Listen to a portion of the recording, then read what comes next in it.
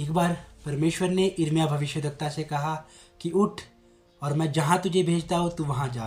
तो यिर्मयाह भविष्यद्वक्ता ने परमेश्वर की बात सुनी और वो वहाँ चला गया। उसने क्या देखा कि परमेश्वर ने उसे एक कुम्हार के घर भेजा।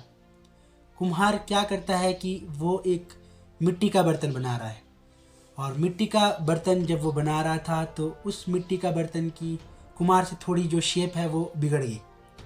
तो जब उसकी शेप बिगड़ गई तो कुम्हार ने अपनी समझ के अनुसार उस बर्तन की जो शेप बिगड़ी हुई थी उसको अपनी समझ के अनुसार ठीक करके उसका एक अनोखा, एक अलग बर्तन बना दिया। परमेश्वर ने यिर्मयाह भविष्यद्वक्ता को कहा कि जिस तरीके से ये मिट्टी कुम्हार के हाथ में है, वो उससे जो चाहे वो कर सकता है, ठीक उसी तरह मनुष्य आज मेरे हाथ में है। मैं आपको उदाहरण के तौर पर ये दिखाना चाहूँगा। मेरे पास एक प्यारी सी डॉल है।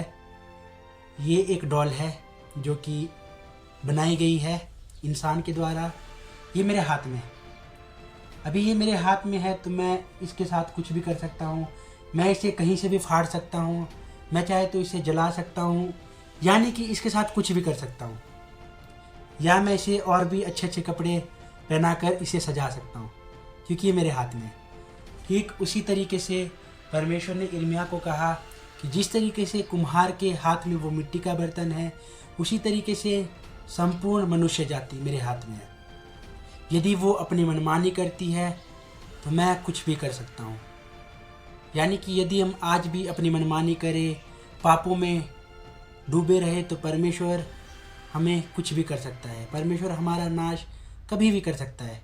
आप जानते हैं, परमेश्वर अगर एक फूंक तक मार दे तो इस पूरे संसार का विनाश हो सकता है। लेकिन मैं आपको एक खुशी की बात यह बताना चाहूँगा कि परमेश्वर दयावंत है, दयावंत के साथ साथ अनुग्रहकारी है। ये परमेश्वर के अनुग्रह की दृष्टि है कि आज इस संसार में हम सब के सब सही सलामत है। आप जानते हैं, इस संसार में पाप जब आज से बहुत वर्षों पहले फैला था तो परमेश्वर ने जल प्रलय से पूरी पृथ्वी का विनाश किया था। केवल एक व्यक्ति जो परमेश्वर की नज़रों में धर्मी ठहरा गया था, नूह, उसी और उसके परिवार को परमेश्वर ने बचाया।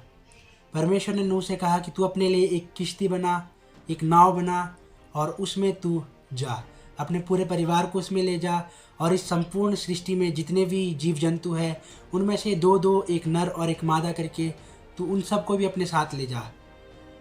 पूरी पृथ्वी में केवल नूह और उसका परिवार, वो सभी जीव जंतु जो नूह के साथ उस नाव पर थे, वो सब बचाए गए थे।